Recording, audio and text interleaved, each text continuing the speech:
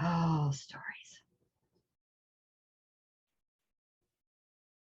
The last story I'm going to tell you through the holidays is a client of mine, very accomplished woman, really beautiful, presents well. She's out there in the world.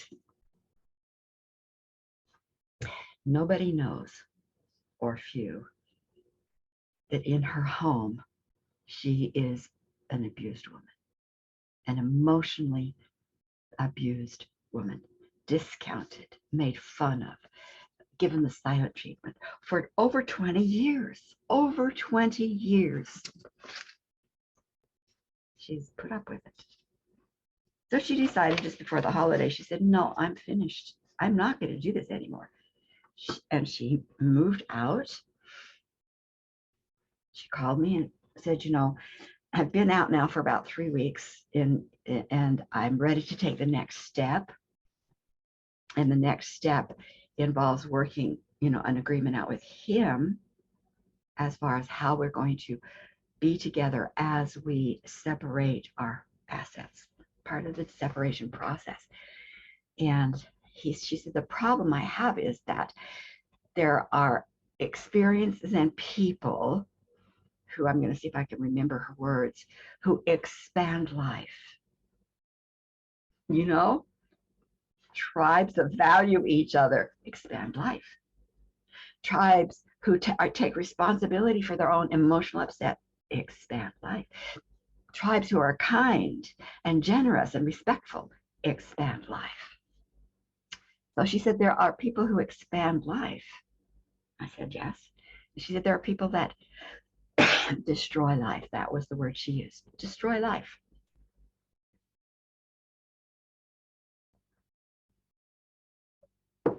And she said, they both exist and they both have a right to be. I heard that. And I went, she's missing a point. She's missing a point. She's bought the lie. Excuse me. So I listened for a little bit longer and I said, can I give you a suggestion? She said, of course. I said, there are people, individuals, cultures that expand life. Yes, she said, and they have a right to be. Yes, she said. There are people, situations, cultures that destroy life. They do not have a right to be. What? I said, no. This earth, this life is not about allowing destruction of life. It never was. It's not about learning from those who destroy life. It never was.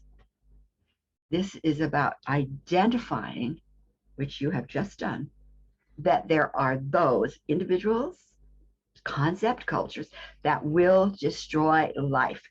Knowing they're there, absolutely purpose. Allowing them to be? No. Mm-mm. It's our purpose to identify that they are amongst us, that they are in our home, at our ear. Say, not in my life, not in my home, not in my family, and not on my planet. And have such energies removed from our families. They do not have a right to be here. It's not about tolerating, protecting ourselves from, hiding. Mm-mm. Oh, now that changes the scheme. Change your consciousness, change your outcome. If she kept moving forward, assuming that her husband, who is destroying, consciously or unconsciously, certainly unconsciously and not willing to become conscious, evidently, 20 plus years, destroying his wife, her self-esteem, her value, her presence at her, does not have a right to do that.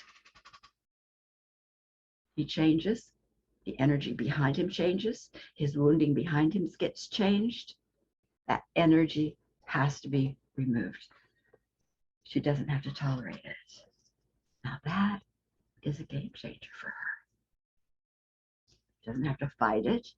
She doesn't have to help him see it. She sees it. And we, because we are connected to the divine off family, we're star beings. We're from star families. They are looking out with us and for us, and they have the ability to identify such energies and have them removed from our entire energy field. If you don't know the problem, you can't reach solution.